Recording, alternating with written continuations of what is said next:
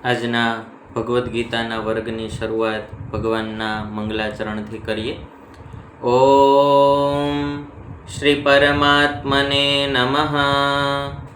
મુકં કરોતિ વાચાલં પંગું લંઘયતે ગિરિં યત્કૃપાતમહં વંદે પરમાનંદમાધવम्. શ્રીવાસુદેવ વિમલામૃતધામવાસં નારાયણં નરકતારણનામધેયં શ્યામં સિतं દ્વિભુજમૈવ ચતુર્ભુજં ચ ત્વાં ભક્તિધર્મતનયં શરણં પ્રપદ્યે. નમો હરિકૃષ્ણાય. ભગવદ્ ગીતાના આગળના વર્ગમાં આપણે જોયું હતું કે હવે બીજો અધ્યાય કહેતા સાંખ્ય યોગની શરૂઆત થાય છે અને એ સાંખ્ય યોગની શરૂઆત થતાં અર્જુનની સ્થિતિ કેવી છે, આંખમાં અશ્રુ છે અને હારીને બેસી ગયા છે, એ આપણે જોયું હતું. અને હવે બીજા શ્લોકમાં ભગવાન બોલે છે, એનો ભાવાર્થ, શબ્દનો અર્થ એ જોયો હતો, પણ હવે એ શ્લોકને સમજવાનો પ્રયત્ન કરીએ. કુતસ્ત્વા કશ્મલમિદં વિષમે સમુપસ્થિતં અનાર્યજુષ્ટં સ્વર્ગ્યં કીર્તિકરમ અર્જુન. હે અર્જુન, આવા વિષમ અવસર પર તને આ કાયરતા ક્યાંથી પ્રાપ્ત થઈ? કૃષ્ણ પરમાત્મા કહે છે, શ્રેષ્ઠ પુરુષો જેનું સેવન નથી કરતા, તારો નિર્ણય જે છે એ ન તો તને પરલોકમાં ગતિ આપનારો છે કે ન તો આ લોકમાં યશ આપનારો છે, તો આ બધું તારી અંદર અત્યારે ક્યાંથી આવ્યું? કૃષ્ણ ભગવાન અર્જુનને આવું પૂછે છે. તમે જુઓ,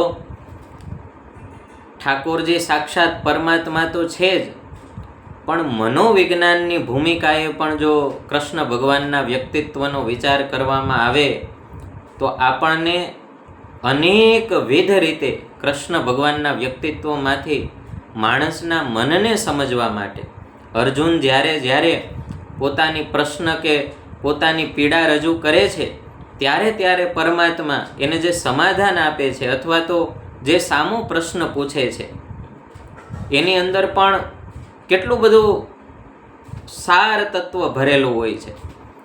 ઠાકોરજી શરૂઆત જ ત્યાંથી કરે છે કે આવા સમયે તને કાયરતા ક્યાંથી આવી? આપણે કાલે દ્રષ્ટાંત પણ જોયું હતું કે લગ્નના એન્ડ સમયે કન્યા પધરાવો સાવધાન થાય અને કોઈ વરાજો છે એવું કે હવે મારો લગ્નનો વિચાર નથી. અર્જુનની સ્થિતિ આવી છે, યુદ્ધ માટે સંપૂર્ણ તૈયારી થઈ ગઈ, શંખ ફૂંકાઈ ગયા અને હવે એવું કહે છે કે મારે લડવું નથી.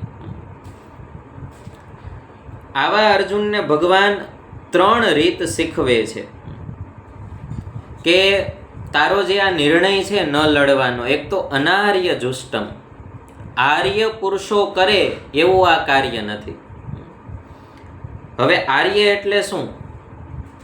જે શ્રેષ્ઠ પુરુષો છે, જે મહાપુરુષો છે, જે જીવનમાં પોતાના કલ્યાણને સામે રાખી અને એક એક કર્મ કરે છે, એને આર્ય પુરુષ કહેવાય. ભગવાન કહે છે કે એવા પુરુષો પણ તે લીધો એવા નિર્ણયને ક્યારેય સમર્થન ન આપે કે એવો નિર્ણય ક્યારેય પણ ન લે. અનાર્ય જુષ્ટમ અસ્વર્ગ્યમ. હવે વ્યક્તિ 3 પ્રકારના વ્યક્તિને ભગવાન કૃષ્ણએ અહીંયા લીધા છે કે એક તો આર્ય પુરુષો, જે નજર સામે પોતાનું કલ્યાણ રાખે છે કે મારું કલ્યાણ કેમ થાય. એવા પુરુષો પણ આવું કરતા નથી. હવે ઘણીવાર એવું બને કે વ્યક્તિમાં મુમુક્ષુતા ઓછી હોય તો મારું કલ્યાણ થાય એવી ભાવના એનામાં ન હોય, પણ એવું હોય કે મૃત્યુ પછી આપણી સારી ગતિ થાય, હું પુણ્ય કરું એનું મને ફળ મળે, મને સ્વર્ગ મળે. અને ત્યારે ભગવાન કૃષ્ણ એવા વ્યક્તિને ધ્યાનમાં રાખીને અને પાર્થને સમજાવતા કહે છે કે આ તારો નિર્ણય તને સ્વર્ગ પણ આપનારો નથી, તને આનાથી કાંઈ સ્વર્ગની પ્રાપ્તિ નહીં થઈ જાય. અને અંતે ભગવાન કહે છે કે ઘણીવાર એવું બને કે કલ્યાણની ભાવના ન હોય અને સ્વર્ગમાંય ન માનતા હોય, નરકમાંય ન માનતા હોય, તો શેને માનતા હોય? તો કે આ લોકની કીર્તિને માનતા હોય. અકીર્તિ કરમ, ભગવાન ઠાકોરજી એવો શબ્દ વાપરે છે.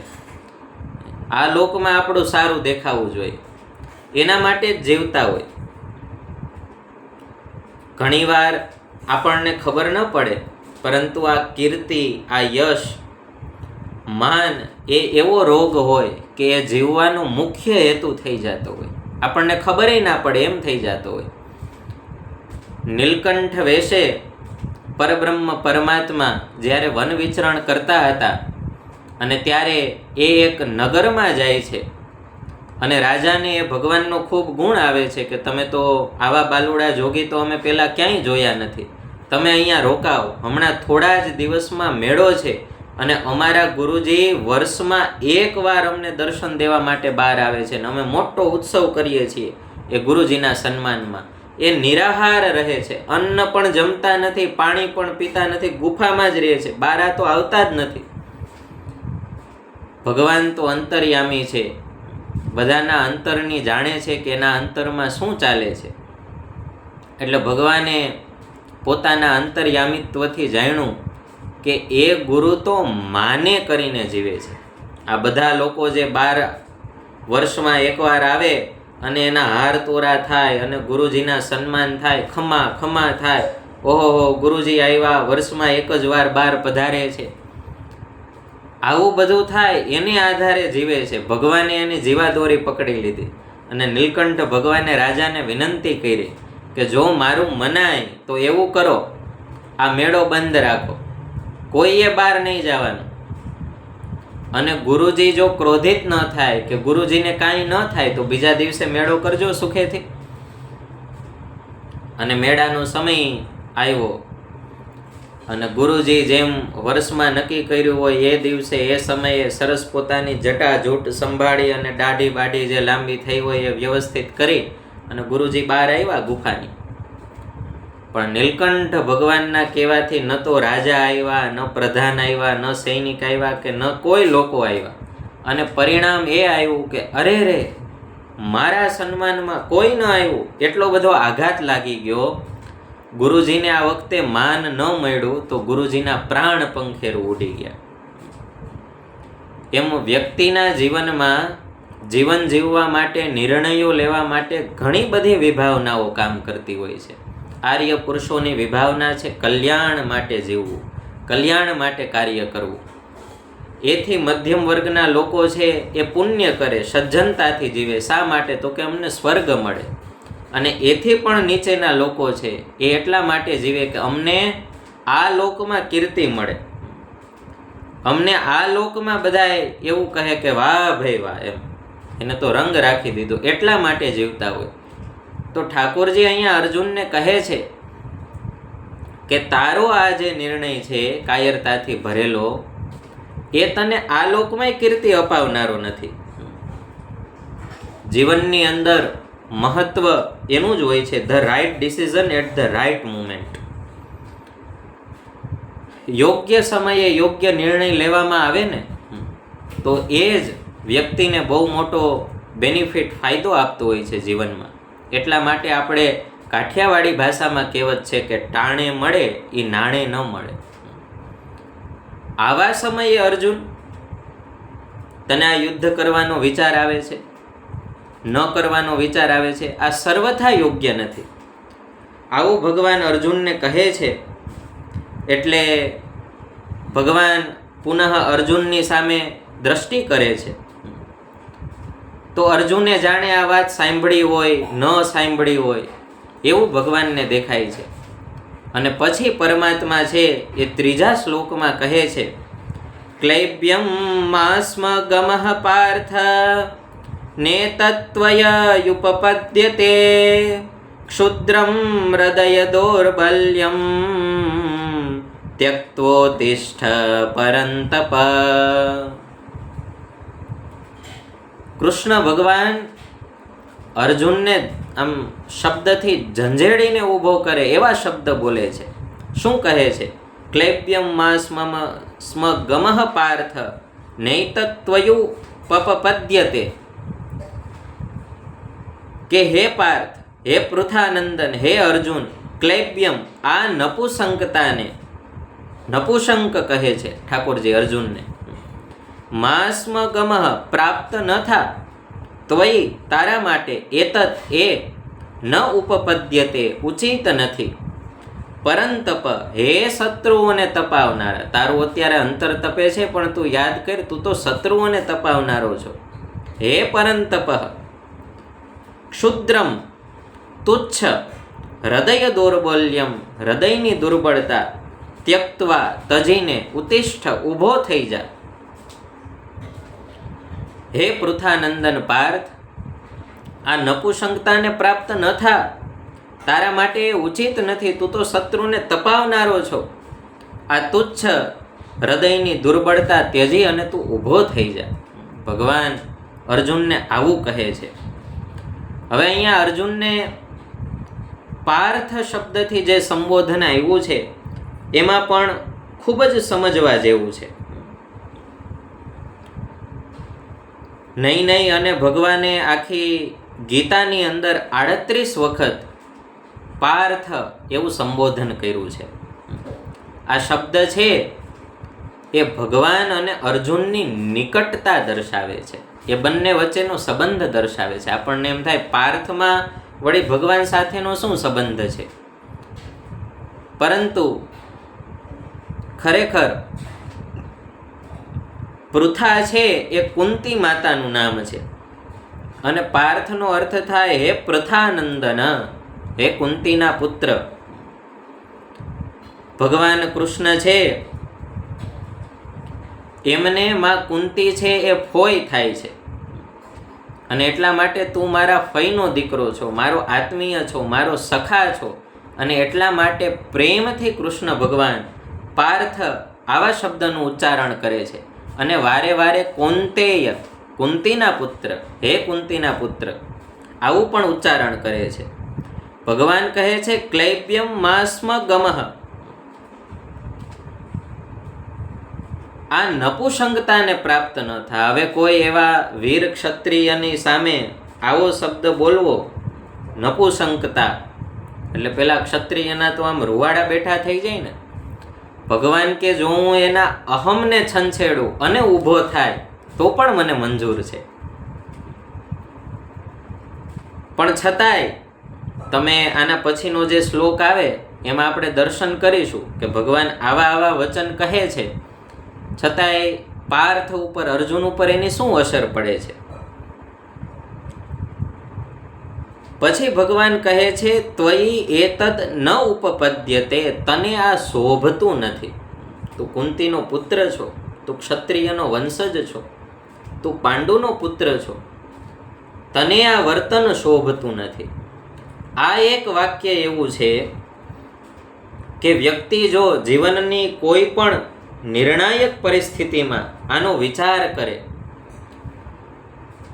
તો એના નિર્ણયોમાં યોગ્યતા, એનું પ્રમાણ ખૂબ વધી જાય. એતત્ ત્વયી ન ઉપપદ્યતે, તને આ શોભતું નથી. જ્યારે પણ ભારતીય સંસ્કૃતિના વારસદારો એવા આપણે બધા જીવનમાં કાંઈ પણ શાસ્ત્ર વિરુદ્ધ અધર્મનું આચરણ કરવાની ઈચ્છા થાય અને ત્યારે એક સૂત્ર ભગવદ્ ગીતાનું, ભગવાન કૃષ્ણનું જો અંદરથી ગુંજી ઉઠે, એતત્ ત્વયી ન ઉપપદ્યતે, તને આ શોભતું નથી, તો કદાચ આપણે અધર્માચરણોથી બચી જઈએ, કદાચ આપણે એ પાપ કરવાથી બચી જઈએ. જ્યારે વ્યક્તિની અંદર અસ્મિતા નિર્માણ થાય ને કે હું કોણ છું, હું કોનો છું, ખરેખર હું કોણ છું, મને કેવી દિવ્ય ભારતીય સંસ્કૃતિ મળી છે, મને કેવા ભગવદ્ ગીતા જેવા દિવ્ય શાસ્ત્રો મળ્યા છે, મને કેવા પરમાત્મા મળ્યા છે, એવો જ્યારે એને વિચાર આવે અને પછી એના હૃદયમાંથી ઉઠે એતત્ ત્વયી ન ઉપપદ્યતે, આ તને શોભતું નથી, એના જીવનમાં આમૂળ પરિવર્તનો આવવાની શરૂઆત થઈ જાય. અહીંયા કૃષ્ણ ભગવાન પણ એવું કહે છે કે તું વિચાર તો કર, તું કોનો પુત્ર છો? તું કુંતીનો પુત્ર છો. અને મહાભારતના ઉદ્યોગ પર્વમાં માં કુંતી જ અર્જુનને સંબોધીને યુદ્ધ કરવાની આજ્ઞા આપે છે કે તારી માતાએ તને જે આજ્ઞા આપી છે અને માની આજ્ઞા શિરે ચડાવીને તું જે ધનુષ્ય ધારણ કરીને લડવા માટે આવ્યો છો, એવો હે પાર્થ, હે પૃથાનંદન, હે કૌંતેય, તને આ શોભતું નથી. આ નપુસંગતાને તું ત્યજી દે, આવું પરમાત્મા કહે છે. આપણા જીવનમાં પણ મને તો સેજે એવા વિચારો આવતા હોય કે આજે જમાનો તો મોટિવેશન મેળવવાનો છે. પહેલાના જમાનામાં આટલા બધા મોટિવેશનલ સ્પીકરો નહોતા, છતાંય લોકો સફળ નહોતા થતા, જીવન નહોતા જીવતા, એવું પણ નથી. પણ આજે સૌથી વધારે મોટિવેશનની જરૂર પડે છે. કારણ આમાં એક શબ્દ આવશે, હૃદય દૌર્બલ્યમ, હૃદયની દુર્બળતા, આત્મબળ વિહીન જીવન. ત્યારે જ મોટિવેશનની જરૂર પડે. જે વ્યક્તિ પાસે આત્મબળ હોય, પોતાનું બળ હોય, પવિત્ર વિચારોનું, શાસ્ત્રોનું, સંસ્કૃતિનું, સંસ્કારોનું બળ હોય, એ વ્યક્તિને બહારથી મોટિવેશનની જરૂર જ ન પડે, એ સેલ્ફ મોટિવેટ હોય. પણ આજે એટલી બધી લોકોને મોટિવેશનની જરૂર પડે છે. સવારમાં વહેલું ઉઠવાના નિર્ણયો માટે આજે ક્લાસ કરવા પડે છે. વિચાર કરો, આથી મોટી દુર્બળતા કઈ કહી શકાય? અને ત્યારે મોટિવેશન મેળવીને વ્યક્તિ કાર્યરત થાય તો એ એક સારી વાત છે. અહીંયા કૃષ્ણ ભગવાન બંને રીતે અર્જુનને કહેવાનો પ્રયત્ન કરે છે કે તું માં કુંતીનો દીકરો છો. તારી વંશ પરંપરાને તો યાદ કર, કેવા કેવા વીરો થઈ ગયા છે તારા કુળમાં. તને આ શોભતું નથી. અને અર્જુનના અહમ ઉપર પણ ઘા કરે છે ભગવાન કે આવી નપુસંગતા તારામાં ક્યાંથી આવી?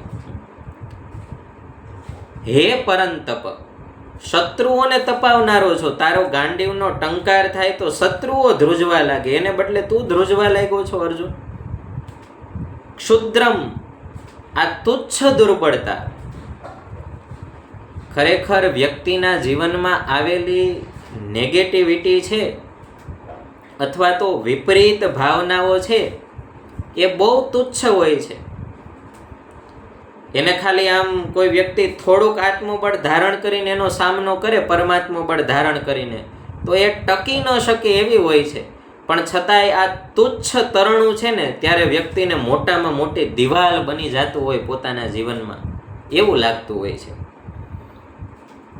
અને વ્યક્તિ આ તરણાને ટપવા માટે તૈયાર નથી થતો, બહુ તુચ્છ હોય છતાં પણ. અને અહીંયા પછી ભગવાને શબ્દ કીધો છે ક્ષુદ્રમ, એટલે તુચ્છ, હૃદય દૌર્બલ્યમ, આ તુચ્છ હૃદયની દુર્બળતા.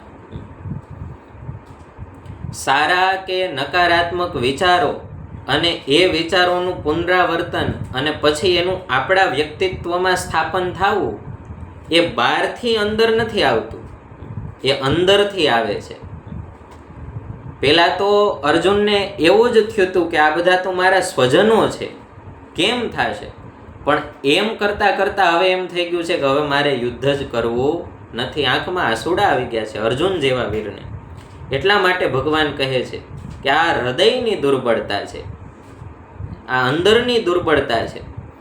વ્યક્તિ કદાચ, આપણે આની પહેલાંના એક વર્ગમાં પણ કીધું હતું કે વ્યક્તિ કદાચ જીમમાં જઈ અને શરીરને તો સશક્ત બનાવી શકશે, પણ આ હૃદયની દુર્બળતા છે, આ જીવની દુર્બળતા છે, એને કેવી રીતે ટાળશે?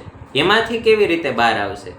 તો એના માટે આ ભગવદ્ ગીતા જેવા શાસ્ત્રો છે. ભગવાન કહે છે ત્યક્ત્વ, ત્યજી દે આ હૃદયની દુર્બળતાને, તુચ્છ દુર્બળતાને રાખીને તારે શું કરવી છે? ઉત્તિષ્ઠ, ઊભો થઈ જા. આપણા ઉપનિષદો પણ વ્યક્તિને એ જ કહે છે, ઉત્તિષ્ઠત જાગ્રત પ્રાપ્ય વરાન નિબોધયત. ઉઠો, જાગો અને ધ્યેય પ્રાપ્તિ સુધી મંડ્યા રહો. ભગવાન આટલું પાવરફુલ મોટિવેશન અર્જુનને આપે છે ઠાકોરજી અર્જુનને ક્યારેય હારવા નથી જ દેવાના, પણ આ પરિસ્થિતિમાંથી આપણે ઘણું શીખવાનું છે.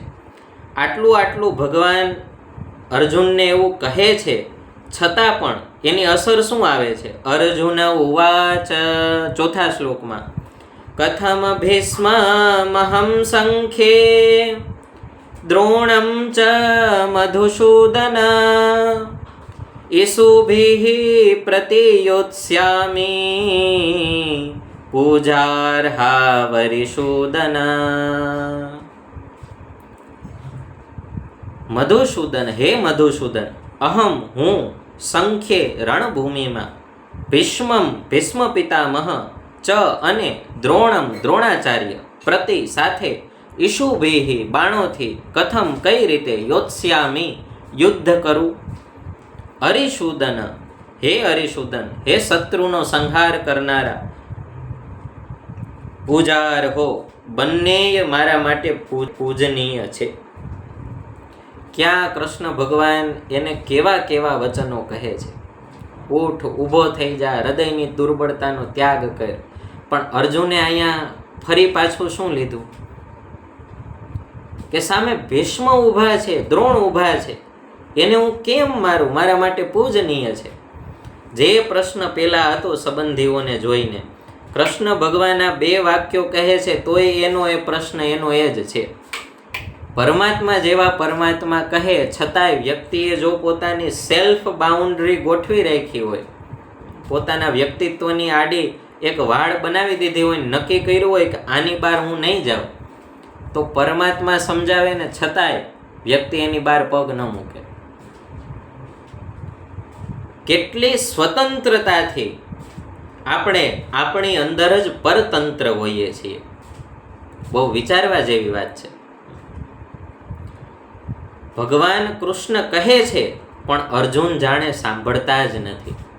વ્યક્તિ જ્યારે પોતાની અંદર રહેલા દુઃખને, વિષાદને ખૂબ મોટું સ્વરૂપ આપી દે ને, ત્યારે સામે કોઈ સોલ્યુશન આપતું હોય ને, છતાંય વ્યક્તિને એ સોલ્યુશન સંભળાતું જ નથી. અહીંયા કૃષ્ણ ભગવાન અર્જુનને 2 શ્લોકથી બેઠો કરવાનો પ્રયત્ન કરે છે, પણ છતાંય અર્જુને પુનઃ જાણે કૃષ્ણ ભગવાનની વાતો સાંભળી જ નથી એમ પોતાનું જે પ્રશ્ન પહેલા હતો એનો એ પ્રશ્ન, એવો જ પ્રશ્ન અહીંયા રજૂ કર્યો છે. થોડોક વિનમ્રતાથી, થોડોક વિનયથી રજૂ કર્યો છે. વ્યક્તિનો અહંકાર જ્યારે વિનમ્રતાનું સ્વરૂપ ધારણ કરે ને, ત્યારે એ અહંકારને હટાવવો ખૂબ અઘરો હોય છે. તો છોડો અહંકાર હોય એનું તો બધા અપમાન કરે અને શક્ય છે થવાનું જ હોય. વ્યક્તિ તોછડાઈ કરે, એનો અહંકાર એના વર્તનમાં દેખાતો હોય તો બધા એની રિસ્પેક્ટ નથી કરવાના. પણ એનો એ અહંકાર જ્યારે વિનમ્રતાનું સ્વરૂપ ધારણ કરે કે હું મરવાની ક્યાં ના પાડું છું, અર્જુન કે હું તો મારવાની ના પાડું છું. ધર્મ અને અધર્મને અહીંયા અર્જુન નથી જોતો કે સામે ઊભા છે એ ભલે મારા સંબંધી હોય પણ અધર્મની સેનામાં છે. અર્જુન અહીંયા એવો વિચાર કરે છે. અર્જુને જે પોતાના મનોવલણમાં પોતાનું વ્યક્તિત્વ ઊભું કરી દીધું છે કે અર્જુન કેવો, તો કે વડીલોનો આદર કરે એવો. અને દ્રૌપદીના વસ્ત્રહરણ થયા, પાંડવો સાથે આટલા અન્યાય થયા,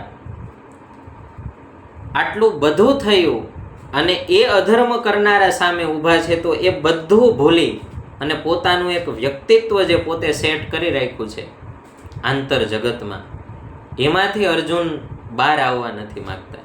અને વ્યક્તિ જ્યારે પોતે કોઈ બાઉન્ડ્રી સેટ કરી અને કોઈ જોડે વાત કરતો હોય ને, ત્યારે તમે જોજો કે સામે વાળાની વાત ચાલતી હોય ને, ત્યારે એની અંદર પણ એક વાત ચાલતી હોય છે. તમે ખુદ અનુભવ કરજો કે તમે કોઈને સાંભળતા હો, કોઈ તમને તમારી હિત માટે કાંઈ વાત કરતા હોય અને ત્યારે તમે તમારું એનાલિસિસ કરજો. એ વ્યક્તિ કંઈક કહેતા હોય ને, ત્યારે આપણે પૂર્ણપણે એને નથી સાંભળતા, આપણા અંતરમાં કંઈક બીજી વાત હાલતી હોય છે. અને એની વાત પૂર્ણ થાય ને ત્યારે આપણે એને જે વાત કરી છે એ પ્રમાણે રિસ્પોન્સ આપવાની બદલે આપણી અંદર જે વાત હાલતી હોય છે ને એ પ્રમાણે રિસ્પોન્સ આપીએ છીએ. અને અર્જુનજીએ અહીંયા 2 શ્લોક પ્રમાણે જે રિસ્પોન્સ આપ્યો છે ને એ એવો છે. અને એમને પોતાની દુર્બળતાને એક વિનમ્રતાના અને ખૂબ આપણને ધર્મ ભાવના દેખાય એવા શબ્દો આપતા એવું કહે છે કે ભીષ્મ અને દ્રોણ તો મારા ખૂબ પૂજનીય છે. એક મારા પિતામહ છે, જેના ખોળામાં રમીને અમે મોટા થયા છીએ, અને એક મારા ગુરુ છે, જેને મને જ્ઞાન આપ્યું છે, મને ધનુષ્ય પકડાવતા શીખડાવ્યું છે, મને આવો ધનુર્ધર બનાવ્યો છે, એવા મારા ગુરુજન છે. તો એની સામે હું બાણ કેમ ચલાવું? આ પ્રશ્નની સાથે આટલું ચિંતન પરમાત્માના ચરણોમાં અર્પણ કરીએ. નમો હરિ કૃષ્ણાય.